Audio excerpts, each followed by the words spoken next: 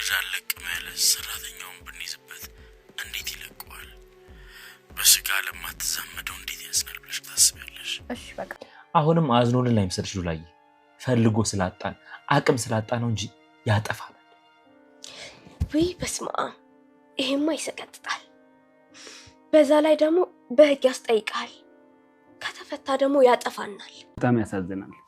አዎ እና ተረት መልሱ አፌን በዳቦ አብሱ አትይም እንዴ? አፌን በዳቦ አብሱ አለ ደግሞ አክተኸኝ ካሊብ ሙሲሳ ምሳሌን በማገት መድብልን የሚያሸንፈው ስለመሰለው ምሳሌን አግቷት ነበር። ታዲያ ዛሬ ላይ ደግሞ ያላሰበው ሽንፈት ገጥሞታል። ምሳሌን በማገት ምሳሌን እንግዲህ ለምሳሌ ሁላቸውም ይራራሉ። አባቷም የምን ያህል ቦታ እንዳለው ለምሳሌ በሚገባ ያውቃሉ። ስለዚህ 5 ደቂቃ ብቻ ቀርቷታል። ምሳሌን እንገላታለን እናጠፋታለን ያለ ቢሆንም ነገር ግን ደግሞ መድብል በቀላል ነገር ይሸነፍልኛል እሱም በዚህ በኩል እጥለዋለሁ ብሎ የተነሳ ቢሆንም ነገር ግን ደግሞ መድብል ሊወድቅለት አልቻለም። ምሳሌን ሊገሏት አይችሉም በሚገባ አውቃለሁ። ዛሬ ላይ ምሳሌን የማይገሉበት አንድ ትልቅ ምክንያት አለ።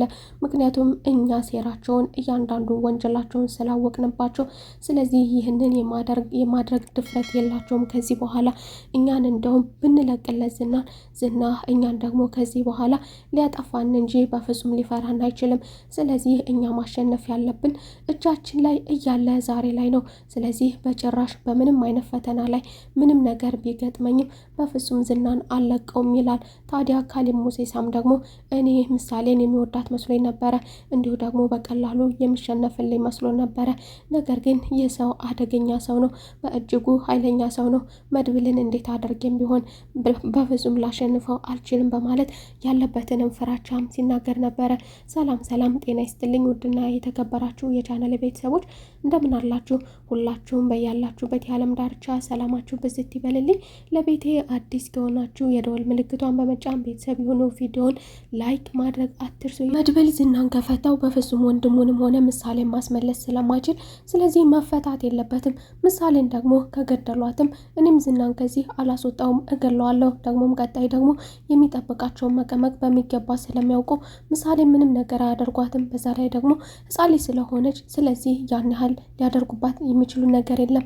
ነገር ግን ስለነሱ ጭካኔ ደግሞ ሲነገር ለሕፃንም ለትልቅም ይሁን ከዚህ በፊት ብዙዎችን መጉዳታቸውን ከእስር ቤት እንዲሁ ደግሞ በህይወትም እንዲሁ ስላጠፏቸውም ሰዎች ሲናገር እና ስላደገኛነታቸው ሲናገር ነገር ግን እነዚህ ሰዎች ዛሬ ላይ ቢለቀቁ ደግሞ አደገኛነታቸው የሚቀጥል እንጂ የሚቆም አይደለም። ለእኛ ብቻ ሳይሆን ደግሞ ሌሎችንም ያጠፋሉ። ስለዚህ ዛሬ ላይ መንቃት አለብን። እጃችን ላይ ያለ እነዚህን ሰዎች ማሸነፍ አለብን እንጂ በፍጹም ተሸንፈን መልቀቅ የለብንም። በዚሁ መጠንከር ነው ያለብን ይላል። በሌላ በኩል ደግሞ መድብልን የሚያወድቁ ነገሮችና ለመድብል እንዲሁ ኪሳራ የሚገጥመውን ነገሮች በተለያዩ ነገሮች ደግሞ በደካማ ጎኑ ይመጡበታል። እንዲሁ ካሊብ ደግሞ የሱ የቅርብ ሰዎች እነማን ናቸው በማለት በማጠየቅ እሱን ሊጥሉ የሚችሉ ባላሰቡ መንገድ እሱን ሊጠቁሙ የሚችሉ ሰዎችንም እንድጠቁመው ከማህሌትም ጋር ደውሎ እየጠየቀ ነበር። ታዲያ ማህሌትም ደግሞ እንዲሁ ዛሬም ላይ ደግሞ ምሳሌን በእጃቸው እንዳስገባች ዛሬም ላይ ደግሞ አሁንም ሊጠቅሙት የሚችሉ ሰዎችንም እየዘረዘረች ነበር። ታዲያ በቀዳማዊነት መልኩ ደግሞ በቀዳማዊነት ያስቀመጠችው ደግሞ ቅድስትን ነበረ። ቅድስት ትጠቅማለች በማለት ነገር ግን ደግሞ የዘር ሐረጓን ሲጠይቃት እሷ ሰራተኛ ናት በማለቷ ምክንያት በሰራተኝነቷ ንቋታል። ነገር ግን ከሁላቸውም ደግሞ ምናልባት ካሊብ ሙሲሳ ቢይዛት ልጠቅማቸው የምትችለው ቅድስት ብቻ ነበረች። ምክንያቱም ቅድስት ደካማ ነች። እንዲሁ ደግሞ ምሳሌን ምናልባትም ከፊት ለፊቷ ላይ አድርገው ሊገሉባት ቢሉ አሳያችኋለሁ የማለት እንዲሁ የእናትነት አንጀት ስላላት ምናልባት ቦታውን ልጠቁም የምትችለው እሷ ብቻ ናት። በእርግጥ ቅድስት ይህንን ነገር ወዳ አታደርግም። ግን እሷ ከምሳሌ ፊት ወስደው ካቆሟት ምሳሌን በህይወትና በሞት መካከል አድርገው ካስፈራሯት ይህንን ነገር በእናትነት አንጀት እሱን አሳልፋ ልትሰጥ የምትችለው ዝና ያለበትን ቦታ ልጠቁም የምትችለው ቅድስት ብቻ ናት። ነገር ግን ዛሬ ላይ ደግሞ እሱ ቅድስት ሊቀበል አልቻለም። ሰራተኛ በመሆኗ ብቻ ንቋታል። እንዲሁም ደግሞ እስኪ ንገሪኝ ሌሎቹስ እነማን ናቸው ያለ ቢሆንም ደግሞ ዳጣን እንዲሁ ዳጣን እንዲሁ ደግሞ በመቀጠልም ደግሞ ሞገስም ብላለች። እነዚህ ሰዎች እስኪ ይጠቅሙት ይሆን? ሞገስም ደግሞ በሌላ በኩል ወረቀቱን እንዲፈርምለት ነፃነታችንን ማወጅ ይኖርብናል ዛሬ ላይ ካልፈረመ ስለዚህ መቼም ነፃነት ሊኖረን አይችልም በማለት ወረቀቱን ይዞ ወደ ዝና የቀረበ ቢሆንም ነገር ግን ሞገስን እንዲፈታው ደግሞ ዝና ነግሮት ነበር። የዝና መቅለብለብ ደግሞ የዝና እንደዚህ ነፃነታችሁን እሰጣችኋለሁ ማለት እላፊ ወሬ ደግሞ ለሞገስ አላሳመነውም። ባክህ አትቅለብለብ አፈን ዝጋ ያለ ቢሆንም ነገር ግን ታዲያ በምን ልፈርምልህ እችላለሁ? እጄንና እግሬን እኮ አስራችሁኛል፣ ቢያንስ አንድ እጄን እንኳን ፍታኝ እፈርምልሃለሁ እያለ ለማሳመን ሲቅለበለብም የነበረ ቢሆንም ነገር ግን ይህንን ነገር በፍጹም ሞገስ ሊያደርግ አይችልም። ለዛውም በሞገስ እጅ ሞገስ ዝና ማለት የምን ያህል አደገኛ ሰው እንደሆነ በሚገባ ያውቃል። ወረቀቱን ለማስፈረም የሄደ ቢሆንም ነገር ግን በጣቱ ሊያስፈርመው ይችላል እንጂ በፍጹም ሞገስ ይህንን ሰው ሊፈታው አይችልም። ምክንያቱም ዛሬ ላይ ደግሞ ይህንን ሰው ከፈታው እዛው መቀበር እንኳን እንዳይችል ስጋውና አጥንቱ እንኳን እንዳይገኝ አድርጎ እንዴት አድርጎ ቀጥቅጦት እንደሚወጣና ገሎት ቆራርጦት እንደሚወጣ በሚገባ ሞገስ ስለሚያውቅ ስለዚህ ከዚህ በፊትም ያስፈራራው ስለሆነ ይህ ሰው ዝና የሚባል ሰው ደግሞ ማስፈራራት ብቻ ሳይሆን ፉከራውንም ሊያደርገው እንደሚችል ሞገስ በሚገባ ስለሚያውቅ ስለዚህ ይህንን ነገር ደግሞ በፍጹም ሞገስ አያደርግም።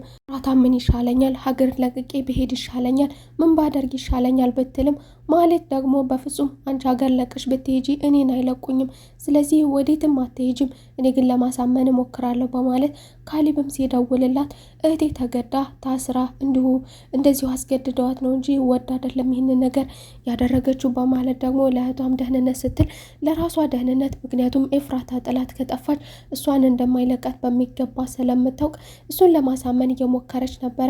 እንዲሁም ደግሞ ለሚጠይቃትም ነገር ማስረጃ እኔ እሰጥሃለሁ ነገር ግን በአካል እንገናኝ እያለች ማለት ደግሞ ዛሬም ወደ ሌላ ስግብግብነት አመርታለች። ከዚህ በፊት ከወንጀለኞች ጋር ለገንዘብ ያላት እና ለጥቅም ያላት ስግብግብነት ከወንጀሎች ጋር ማንም ይሁን ማን ደንታ አይሰጠኝም ብቻ ከገንዘቡ እንጂ እያለች ስታደርገው እንደነበረው ዛሬም ላይ ደግሞ ከካሊብ ጋር ፍቅር እጀምራለሁ በማለት እንዲሁ ወንጀለኛነቱ ትዳር ኑረው ሚስት ኑረው ልጅ ኑረው እንኳን ሳታጠራ ዛሬ ላይ ደግሞ በአካል አግኝቼ ከዚህ በኋላ ለአንተ መረጃ የምሰጠው በአካል እያገኘው እንጂ በስልክ አልፈልግም ያለችው ቢሆንም እሱ ግን ደግሞ አሁን ሊያገኛት እንደማይችልና በሌላ ጊዜ እንደሚያገኛትም ነግሯታል። ታዲያ ኤፍራታ ደግሞ ይህ ሰው ማን ነው? እንዴትስ አደገኛ ሊሆን ቻለ? በአንዴ 2-3 ቦታስ ሊገኝ የቻለው ማን ነው ያለች ቢሆንም እንዲሁ ደግሞ ማህሌትም እኔ በፍጹም በህይወቴ ከዝና በላይ አደገኛ ሰውና ክፉ ሰው ያለ አይመስለኝም ነበረ። ነገር ግን ደግሞ ከሱ የባሰ ሰው ካሊብ መሆኑን ዛሬ ላይ አምኛለሁ ትላለች። ማህሌት ስለ ጨካኝነቱና ስለ አደገኝነታቸው እየመሰከረችም ነገር ግን ከነዚህ ሰዎች ጋር አብራ ለመተኛትና አብራ ለመስራት እንዲሁ ደግሞ ከነሱ ትንሽ እስከ ትልቅ ድረስ እየረዳቻቸው ለዚህ እንደደረሱ እነሱም ያምናሉ፣ እሷም ታምናለች። ታዲያ ምሳሌ ደግሞ መታሰሯ የምሳሌ አደጋ ላይ የምሳሌ ህይወት አደጋ ላይ መውደቁ ደግሞ ለኤፍራታ አሳስቧታል። እሷን ከሚገሏት እኔን ይግደሉኝ ትላለች። ምክንያቱም ይህንን ነገር ያደረግኩት እኔ ነኝ። ስለዚህ እሷ ደግሞ ህጻን ልጅ ናት። ዛሬ ደግሞ የኔ ነፍስ የተረፈው የምሳሌ መያዝ ነው። ስለዚህ እኔ ደግሞ ምሳሌ ማዳን ይኖርብኛል በማለት ኤፍራታ ደግሞ ያልተጠበቀ አዲስና ልዩ ባህሪ አመጣለች። ማለትም ደግሞ ይህንን ጅልነትሽን አቁሚና ዛሬ ላይ ነፃ እንድትሆኝ ከፈለግሽ አሁንም ቢሆን ከነሱ ጎን መቆምና እነሱ የሚያዙሽን ነገር ማድረግ አለብሽ፣ ከዛም ነፃ ትሆኛለች እያለች በሌላ በኩል ትጎተጉታታለች። ታዲያ እንግዲህ እነዚህ ሰዎች ደግሞ አሁን ላይ ኢላማቸውን ዳጣ ላይና ሞገስ ላይ አድርገዋል፣ እንዲሁ ደግሞ ቅድስት ላይ አድርገዋል። ቅድስትን በሰራተኝነቷ ተቀባይነት እያደረገው ባይሆንም ነገር ግን ዳጣ ማናት በሚል ደግሞ ስለ ዳጣ አጣርቶ እየፈለገ ነው። ዳጣ እንግዲህ ብትያዝ ዝና ያለበትን ቦታ በሚገባ ታውቃለች። ስለዚህ ቢያስገድዷት ዳጣ ተወስዳቸው ይሆን? እንግዲህ ዳጣ ደግሞ ዝናን እንደምትፈራው እናውቃለን። ከዝና በላይ ደግሞ ጨካኝና አረመኔ ሰው አረመኔነቱን ካሳያት ደግሞ እንግዲህ ዳጣ ስትናገር ይሆን? ዳጣ በእርግጥ ከዚህ በፊት በተለያዩ ምክንያቶችና በተለያዩ ወንጀሎች ተይዛ ነበረ። ማህሌትም ዝናም ይዘው አሰቃይተዋል ነበረ። ስለ መጥፎነታቸውና ስለ አደገኛነታቸው እየመሰከረች ነገር ግን ምንም አይነት ነገር ምንም አይነት ፍንጭ ምንም ነገር ሰጥታ አታውቅም። ዛሬ ላይስ ደግሞ ዳጣ ተይዛ አሳልፋ ትሰጠው ይሆን? መድብልም እንግዲህ አንድ ችግር ብቻ አይደለም ያጋጠመው፣ እንዲሁ ደግሞ ቤታቸው ቀዝቅዟል። ምሳሌ ተይዛባቸዋለች፣ እንዲሁ ደግሞ የቤት ኪራይ ያስፈልጋቸዋል። ነገር ግን ይህንን ነገር ደግሞ በምርጥ አጎትነቱ ቤቱን ችግር የለውም ወደዛኛው ቤታችን በቅርቡ እንሄዳለን። የቤቱን ኪራይ ደግሞ ከዛኛው የቤት ኪራይ እየተከፈለ ስለሆነ የዛኛው የቤት ኪራይ እየገባልን ስለሆነ ስለዚህ ከዛኛው የቤት ኪራይ አምጥቼ ወደዚህኛው ሰጥሻለሁ አይዞሽ በማለት ቅድስትን አረጋግቷታል። ቅድስትም ምሳሌን ይዤ እባክህን ወደ ክፍለ ሀገር ልግባ እርዳኝ፣ እኔ ከዚህ በኋላ ከዚህ መቀመጥ አልፈልግም።